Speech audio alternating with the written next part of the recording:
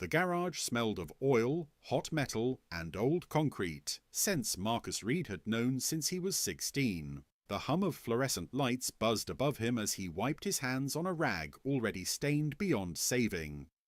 It was almost closing time, the slow hour when customers were gone and the city outside began to dim into evening.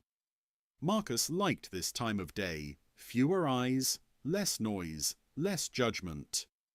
He stood over a silver luxury sedan parked in Bay 3, its hood still warm.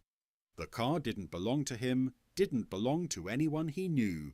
It belonged to a man who had walked in that morning wearing a tailored suit and an expression that said he already expected trouble. "You sure you know what you're doing?" the man had asked, eyes scanning the garage like it was a crime scene. Marcus had answered the way he always did, calm, professional, controlled. "Yes, sir, I'll take care of it." He always said, "sir," always stayed polite. Experience had taught him that anything less would be used against him. Now, hours later, the repair was finished. A simple electrical fault.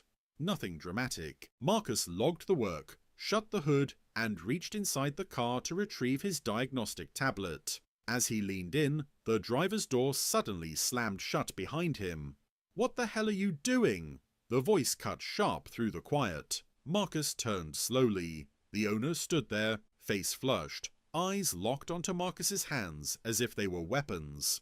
"I was just," Marcus began. "Step away from the vehicle," the man snapped. "Right now." Marcus froze for half a second, then did exactly as told. He stepped back, hands open, palms visible. He'd learned that too. "You think I don't see you?" the man continued, raising his voice.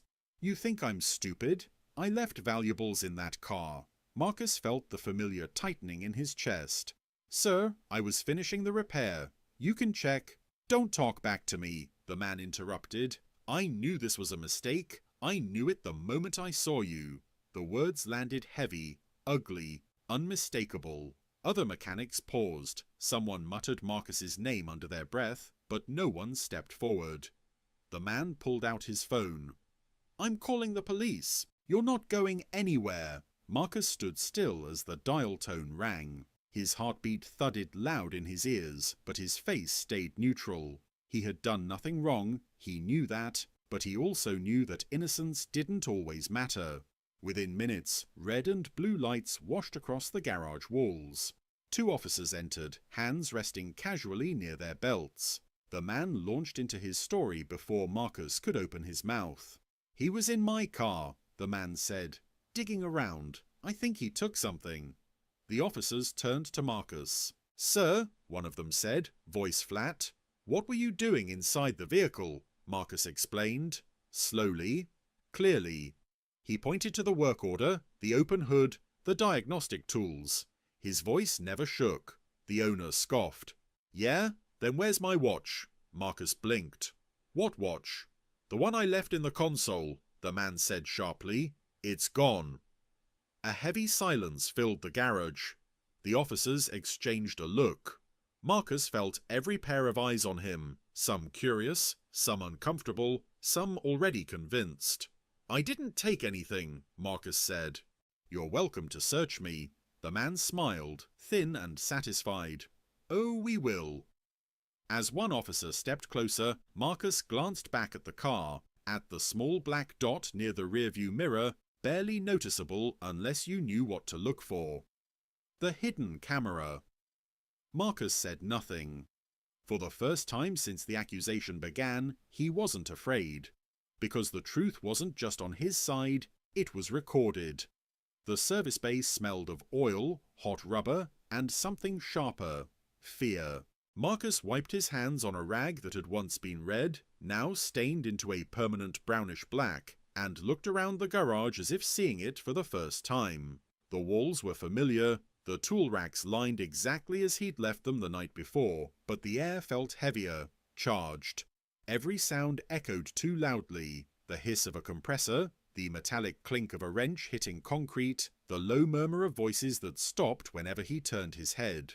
2 police officers stood near the entrance, their posture casual in a way that felt rehearsed. One leaned against a pillar, arms crossed, eyes scanning the room as if Marcus were already guilty of something he didn't yet understand. The other flipped through a small notebook, nodding occasionally as the shop manager Greg spoke in clipped, agitated sentences. Marcus felt his chest tighten. He had been called out of the bay mid-repair, told to come up front, now, without explanation. He'd seen customers whispering, phones half raised, curiosity flickering across their faces. This wasn't just an internal issue, this was public.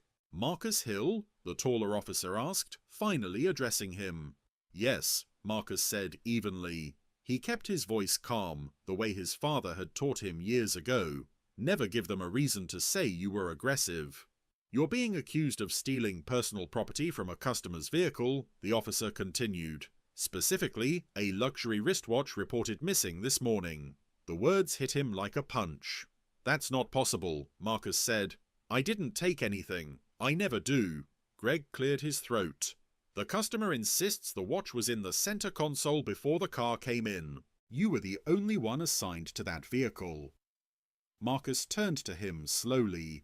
You know me. I've worked here 7 years. I've never had a single complaint. Greg avoided his eyes. This is serious, Marcus. The customer is threatening legal action.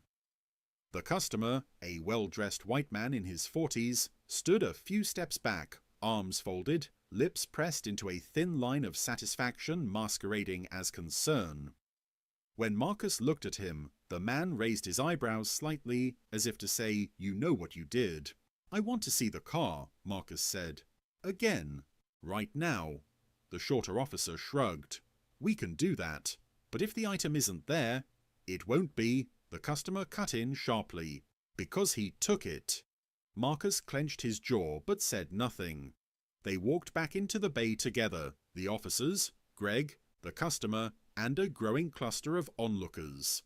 The car, a black luxury sedan, sat exactly where Marcus had left it, hood still open, diagnostic tools resting on a tray beside it. Marcus moved with precision, opening the doors, checking the console, the glove compartment, the door pockets. Nothing, just as he expected. His stomach sank anyway. I told you, the customer said, shaking his head. Unbelievable. The taller officer sighed. Marcus, at this point, there's a camera, Marcus interrupted. The room went quiet. What? Greg asked. A camera, Marcus repeated.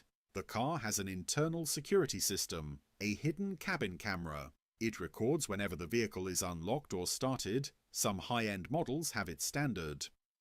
The customer stiffened. Just for a second, Marcus saw it. I don't know what he's talking about, the man said quickly. That's not. Marcus leaned into the driver's seat, reaching beneath the dashboard, fingers finding the small concealed port he'd noticed during the initial inspection. He straightened and looked directly at Greg. You want the truth? Marcus said quietly. Let's pull the footage.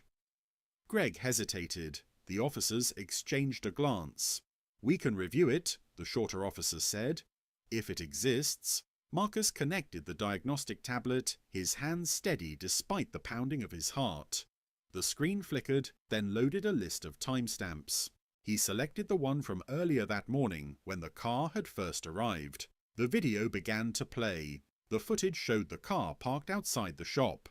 The customer stepped out, glancing around before leaning back into the cabin. He opened the center console, removed a watch, and slipped it into his jacket pocket. He paused, then placed the watch back inside, only to remove it again moments later, this time leaving the console empty. He closed the door and walked away.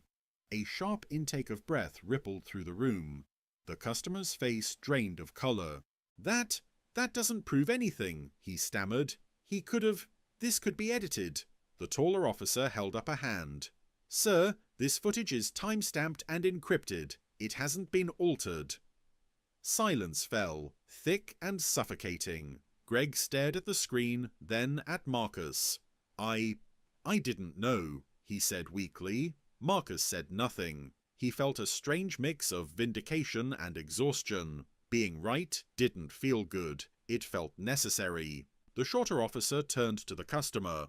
"Sir, we're going to need you to come with us. Filing a false police report is a serious offence." "But he—" the man started, pointing at Marcus, his voice rising. "You were all so ready to believe him?" Marcus met his gaze, eyes steady. "No," he said calmly, "you were ready to believe that." As the officers escorted the customer away, the garage remained silent. Phones lowered, eyes dropped. Greg shifted uncomfortably. "Marcus," he said, forcing a smile. "We'll, talk later. About this misunderstanding." Marcus picked up his rag, wiping his hands again, slower this time. "It wasn't a misunderstanding," he said. "It was an assumption." He turned back to the car, to his tools, to the work he'd always done with care and integrity. But something had changed. The truth was out, and the hidden camera had done more than clear his name. It had exposed a bias everyone pretended wasn't there. And Marcus knew this wasn't the end. The room fell into an uneasy silence as the security supervisor adjusted the laptop on the metal desk. The hum of the fluorescent lights suddenly felt louder than before, as if the building itself were holding its breath. Malik sat stiffly in the chair, his hands resting flat on his knees, eyes fixed on the screen.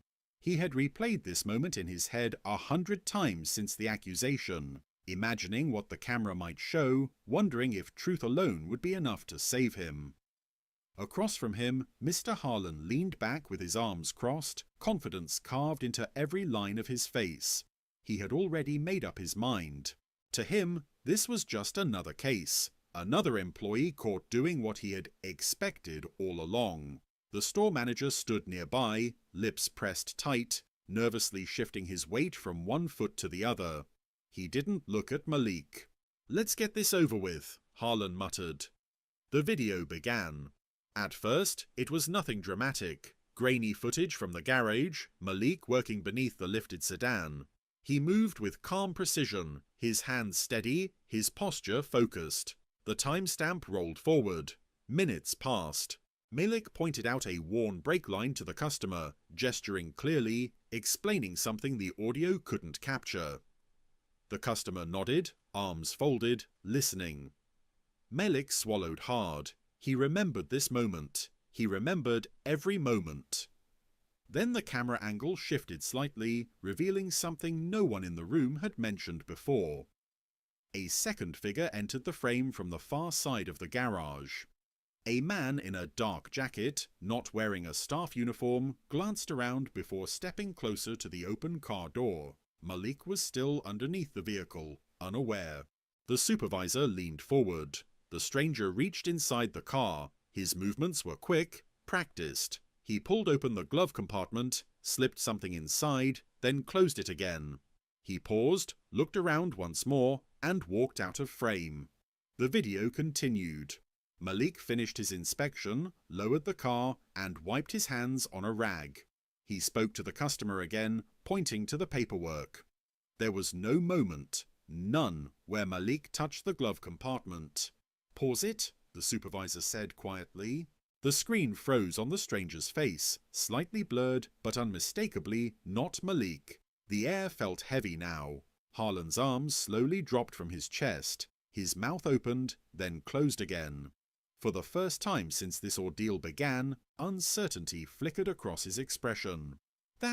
Who is that?" the manager asked, his voice barely above a whisper. Malik leaned forward, his voice steady but thick with emotion. "That's not me. I've been saying that since the beginning." The supervisor nodded, scrubbing a hand over his chin. "This camera was installed last month. It records continuously. We can track when that man entered and exited the building." Harlan shifted in his chair, his earlier confidence gone. Why wasn't this reviewed before? No one answered him.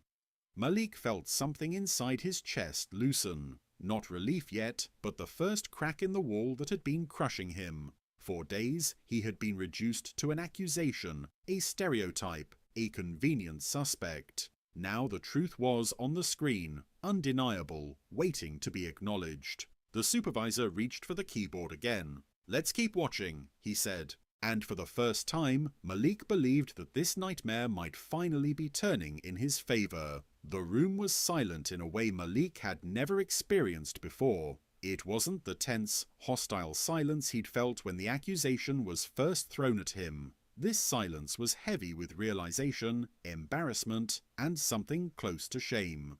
The hidden camera footage had finished playing, frozen on the final frame. The real thief, a well-dressed customer, slipping the wallet into his jacket while Malik's back was turned. The store manager stood motionless, his face pale. Moments earlier he had spoken with certainty, with authority, convinced he was right.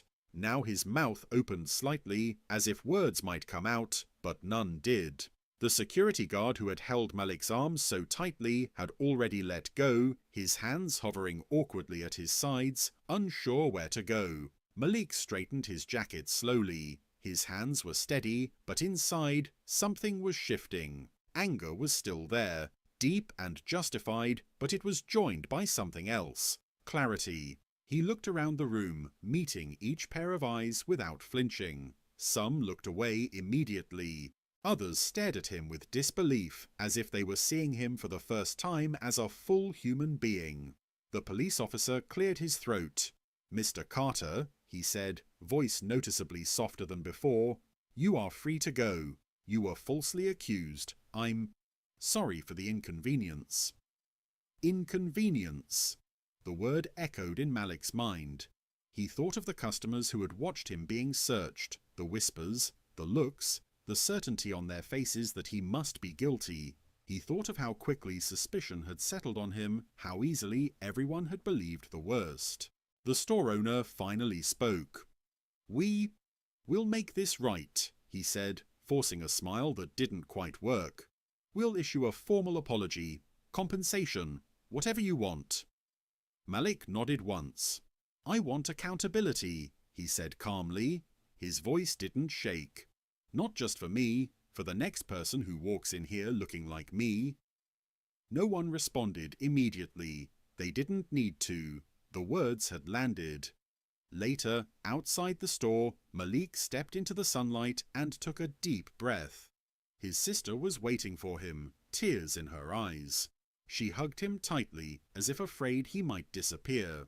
For the first time since the accusation, Malik allowed himself to feel the weight of what had happened, and the relief of surviving it. The footage spread quickly online. People watched the video again and again, shocked not just by the theft, but by how confidently Malik had been blamed. News outlets picked it up. The store issued a public apology, policies were reviewed, the real thief was identified and charged. But for Malik, the most important change wasn't public, it was internal. He knew now, without question, that his dignity didn't come from anyone else's approval. He had stood still while the world rushed to judge him, and the truth had spoken louder than their assumptions. As he walked away from the store that evening, Malik didn't feel victorious. He felt resolved. He would keep his head high, not because the camera had proven him innocent, but because he had always been.